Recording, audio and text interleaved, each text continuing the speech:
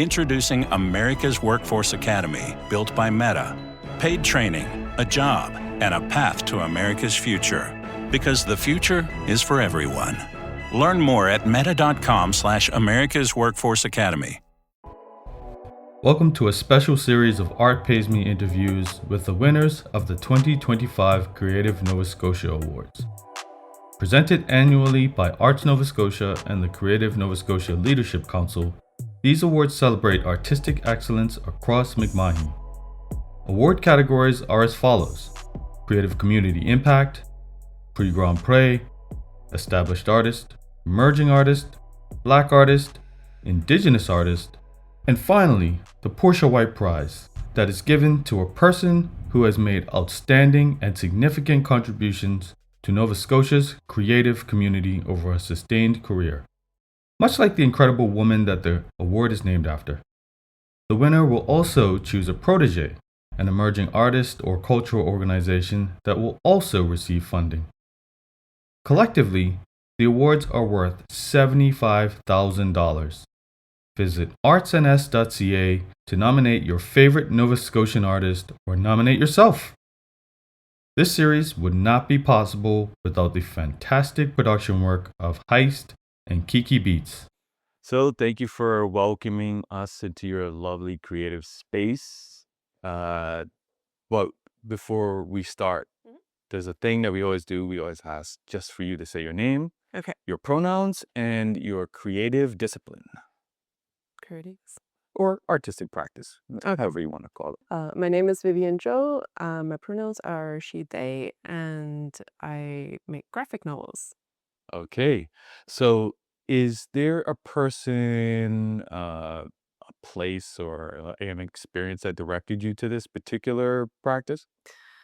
When I was a kid, my dad really encouraged me to draw comics, to record the things that were going on in my life. So I think that maybe unconsciously started me on this career path. And of course, I read a lot of comics. I read a lot of manga, a lot of like Snoopy, Garfield, Tintin, and all of that also really made me want to draw.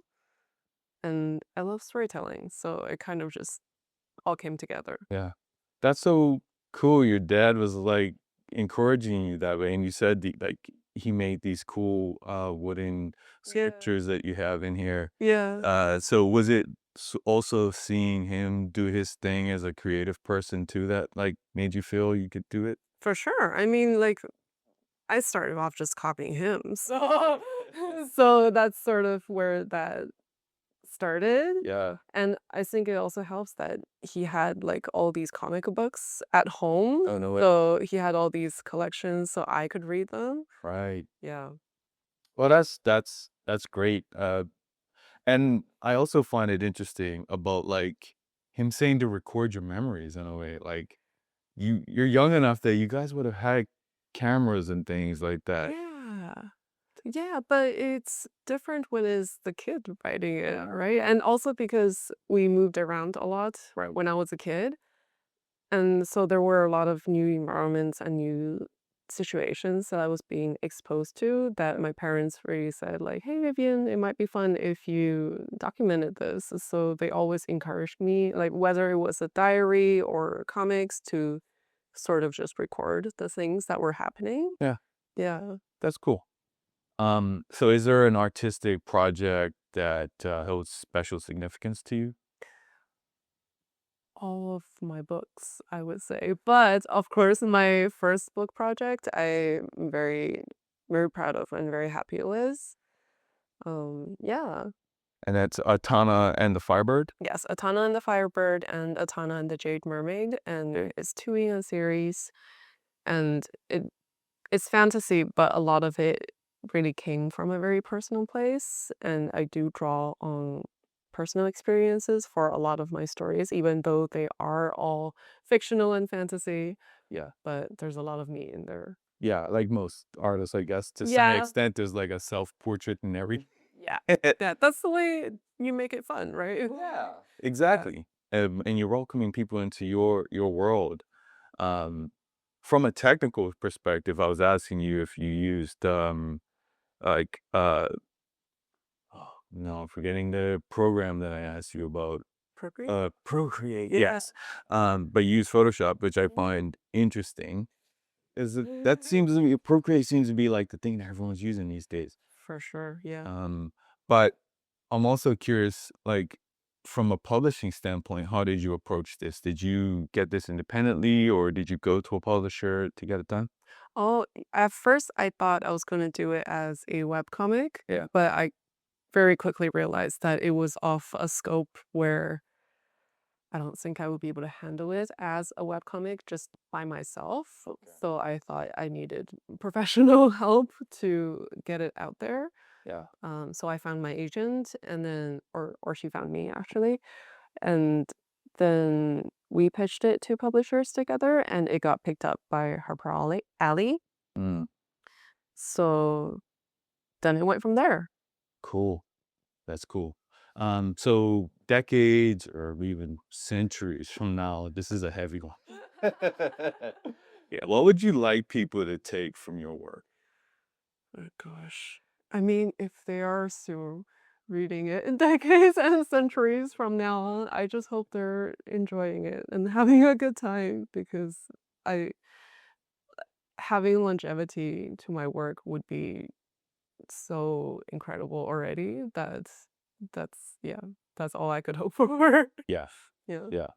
So outside of the materials in your space, what are, say, some of the key ingredients to your creative process that you could not live without or do without? Mm. I do a lot of daydreaming.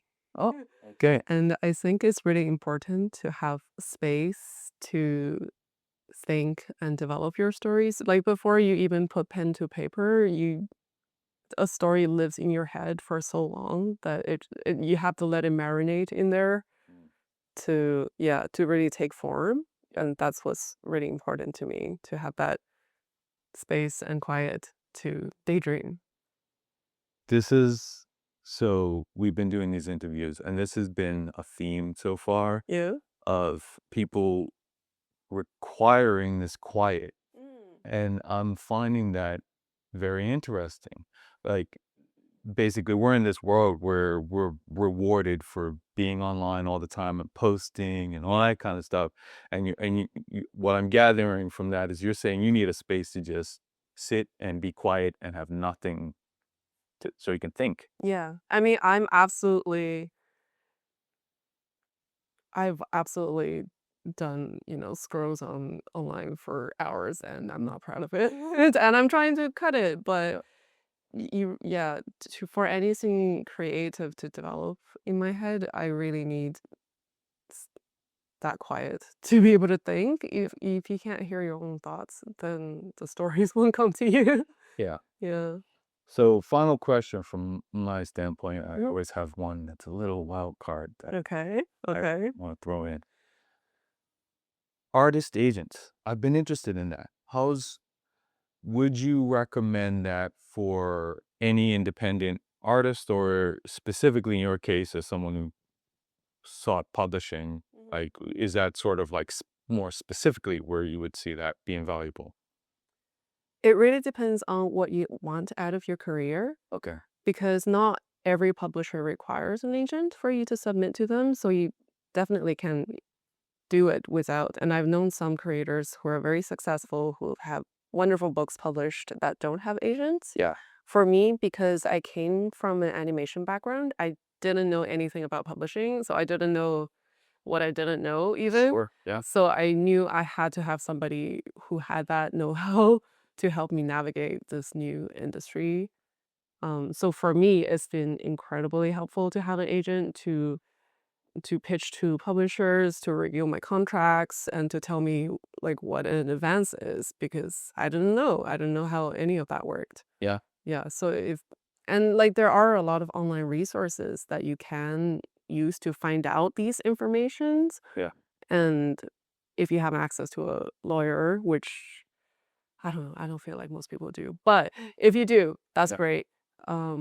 But otherwise, an agent would really help you with all those. Right. Yeah. Do you find though in these more like dealing with publishers or other commercial endeavors in Mhm. the animation world, do you find that that balance of commercial versus commerce versus your own creative vision? I was watching Studio last night, and it was Yeah. just they were having this battle of what's gonna sell versus Yeah, unfortunately, that's something that is a reality yeah. for creatives. But I think I've been pretty lucky in that my agent and editors have always believed in my stories and they haven't requested any like major changes or, things like that. It's just that when you do pitch to publishers, marketing is something that they do have to think a lot about, which because they do have to make money. Yeah. But for me, I try not to because I think I don't know what the audience wants. I just know what I want. So I make what I want and then I hope that other people will want that too. Yeah. Yeah. Yeah. So why do you choose the fantasy genre? What draws you to that? I read a lot of fairy tales growing up and I was like really obsessed with fairy tales. Oh, And so something about the magic and like witches and these things that don't necessarily exist but are so magical and whimsical. It's really fun to me. So I want to continue that in my own work because that's just what I enjoy. cool. They didn't scare you? Witches? The, so Yeah. I used to have this big fairy tale book, and they scared me. Those stories Yeah, always some of scared me. them, yeah. I mean, I don't think they were scary because in the traditional fairy tales, they were always like, the hero wins the day and the Right. evil is defeated, so everything turns out fine. But what did really scare me was Witches by Roald Dahl. Oh yeah. That I couldn't even look at the book cover for that one. I had to like turn it upside down because I was so scared of it. But yeah. Cool. Yeah. Well, Vivian, thank you for welcoming us into your space once again. It's been a Thank you pleasure for getting coming. to talk to you. And congratulations. Thank you. Thank you for listening to Art Pays Me. Hit me up on socials at Art Pays Me pretty much everywhere. And let me know what you think. I love connecting with listeners. If you're an artist looking for clothes that celebrate who we are as professional creative people, check out artpaysme.com. And don't forget, visit artsns.ca for more information about the Creative Nova Scotia Awards. Peace.